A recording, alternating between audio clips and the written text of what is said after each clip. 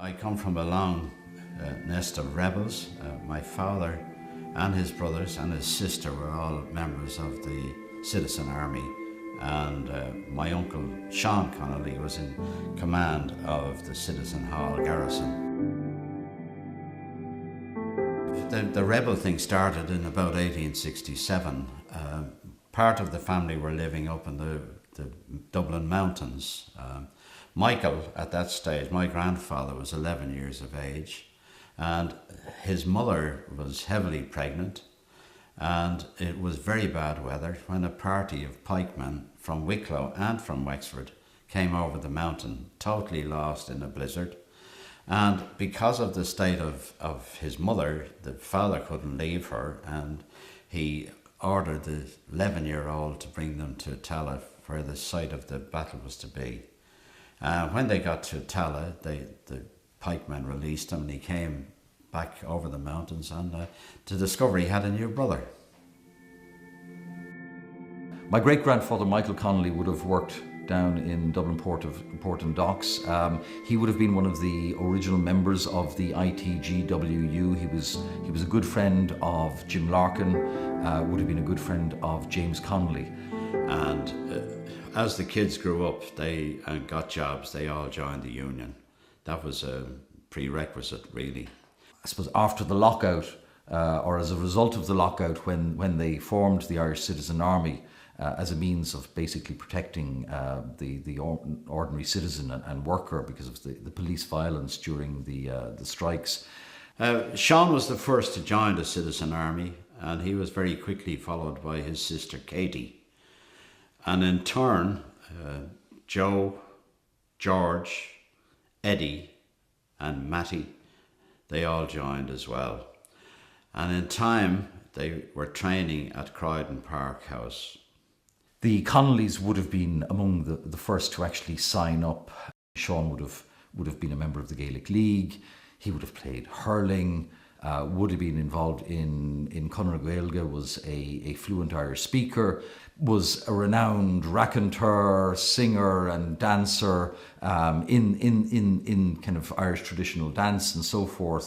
He first of all would have worked with Eason's, but went on to work in City Hall, funnily enough, in the motor registration part of City Hall. At the time, I think a lot of people of his age would have been involved in theatrical productions, and it was later then, in around 1913, as far as I understand it, he became involved in the Abbey and became one of the established cast members of the Abbey.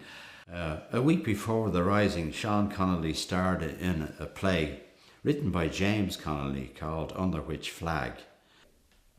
Which involved the use of a green flag and wrapping the flag around him, and the story goes that he actually had that flag with him and was attempting to raise that flag on the roof of City Hall when he was shot.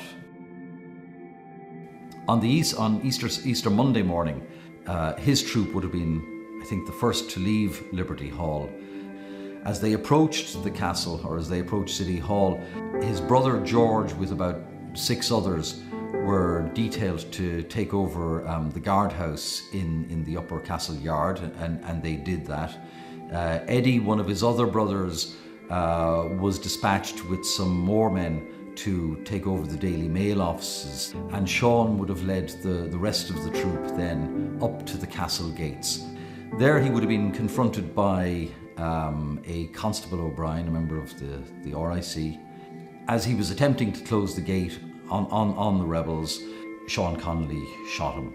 I don't think the intention was ever to actually take the castle. The plan, I think, had always been to retreat to City Hall. After all, there were only 30 of them, and there was no hope of them to be able to actually defend something as large and widespread as the castle, despite the fact that there were only kind of a small number of troops in there. They went back into the City Hall. Sean, having worked there, actually, I think, had keys for it, and they took up position then on the roof of City Hall. Strategically, it was a difficult position to defend. It was overlooked by Bedford Tower, and it was also overlooked by the roof of the Rates Office. So they were under a serious amount of fire. in an effort to actually raise the morale, probably trying to actually raise the flag on the roof. You know, if you saw the flag flying, I think it's something you could look up to and say, yes, you know, the Republic is being born. But as he was doing that, he was shot. I believe he was shot through the lung. He was lying in the arms of Helena Maloney, who was caring for him. Dr. Kathleen Lynn would have been tending to him. His 15-year-old brother Matty was just across the roof and could see what was going on and could see that his brother was dying. And Helena would have been an old friend of Sean's from the Abbey. So I think, you know, it was a hugely tragic scene.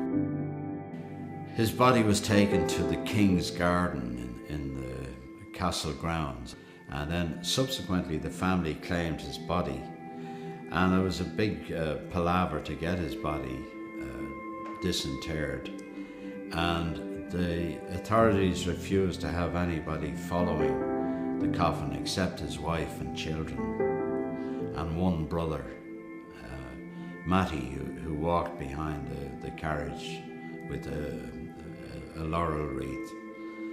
Very, very low key. I think they were afraid that somebody might make a fuss over it, you know. When the garrison surrendered, a number of them took to the hills, including my father George and his brother Eddie, and they went on the run. And Eddie went off up to Cavan, where he worked on a farm, got some money together and emigrated to America. George went into hiding with this James Seary and after a while re-emerged. Unfortunately, the other brother Joe, who was up in the College of Surgeons, he surrendered and he ended up in Frongok prison camp in North Wales. After he died, of course, Christine Connolly, who was his wife, was left with 3 young children. My father, Kevin, was 3.5. And within the space of about a year, Christine really had to come to kind of hard decisions. There was a network of supporters throughout the country. So my father, for instance, was actually dispatched down to Turin Beg near Gougonbarra to live with a family called Toomey. And he would have lived there for a year or two.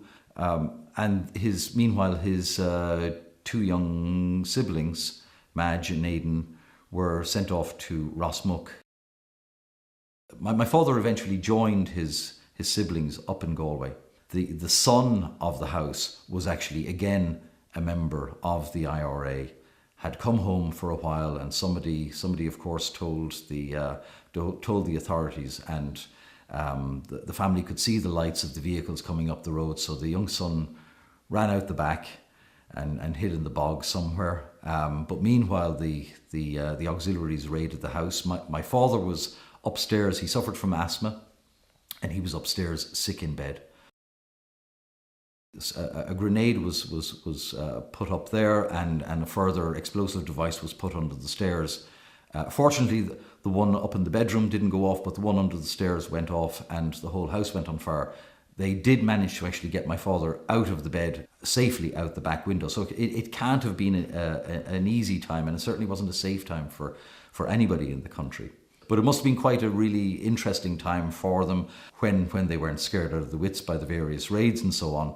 And they got to meet such a range of people. Madge has actually written her memories of it in an old school copybook. There's about half a dozen pages of her memories of sitting on Arthur Griffith's knee and how she liked Michael Collins rather than Dev and so on. There was quite an artistic streak in both the Connolly and the Swansea side of the families. And my father seems to have inherited a lot of that. He was a painter, but he also became quite a well-known Irish poet. A very personal poem, The Matter, a poem basically reflecting on the memory of his father and how his father should be remembered. It starts off with Ní higlum cluch na ua no marmar plurgal dardu chun cuinishe, which basically means I don't understand, or it doesn't resonate with me, the idea of having a statue in your honour made of marble or of brass. The poem goes on to then reflect on how he might best be remembered, or how he best remembers his father. And it's when my father sees the fact that we live in a democracy, that we live, you see free men walking around, that this is the monument that he sees as being most fitting to his father. I would like Sean Connolly to be remembered as part of that movement that initiated the birth of the Irish state.